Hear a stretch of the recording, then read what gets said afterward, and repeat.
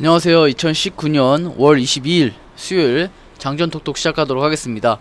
자, 금일시장 보기 전에 해외 지수부터 좀 살펴보도록 하겠습니다.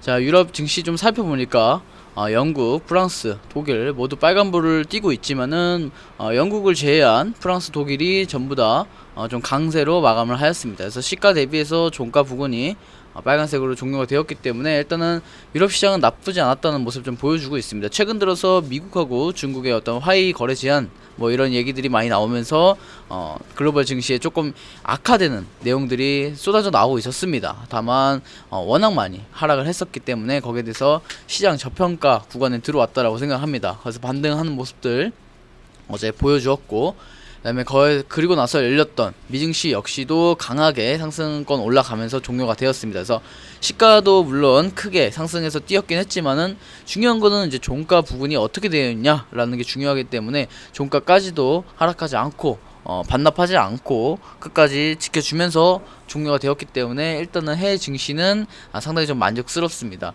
자, 국내 증시로 좀 넘어오도록 하겠습니다. 국내 증시가 최근 들어서 조금 부진했던 모습들이 계속 드러났었습니다. 그래서 뭐 종목들 같은 경우도 뭐 장기 투자라던거나 수익 관점 종목들은 사실 크게 아직까지는 수익이 나진 않을 거라고 생각을 합니다. 왜냐면 뭐 시장이 뭐 그렇다고 해서 뭐 크게 올라갔던 것은 아니었기 때문에 지금까지도 아직까지 크게 반등이 나오고 있지는 않습니다. 물론 해외 증시가 좋다고 해서 국내 증시가 바로 반등 나오는 것은 확실히 할 수는 없지만, 확실하다 할 수는 없지만, 그래도 이렇게 글로벌 시장의 어떤 모습들이 좋아지면은 국내 시장 내에서도 상당히 좀 만족스럽게 올라가지 않을까 생각합니다.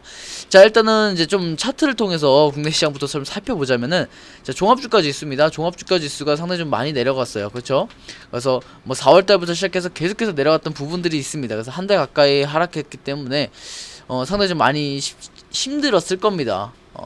뭐 정신적으로 또는 뭐 일단 종목에 대한 수익률들이 좀 마이너스가 크게 좀 기록됐을 것 같습니다. 자, 그리고 나서 열렸던 코스닥도 마찬가지입니다. 코스닥도 현재 4월달부터 시작해서 계속해서 죽을 쓰고 있습니다. 쉽게 말하면은 그렇기 때문에 지금은 상당히 좀 저평가에 들어와 있는 상태고, 오늘 반등을 보여줬기 때문에 해외 증시에서 좀 오늘 기대해볼 만하지 않을까 생각을 합니다. 자, 그리고 저번에 나오지 않았던 어떤 꼬리들이 좀 발생을 했습니다.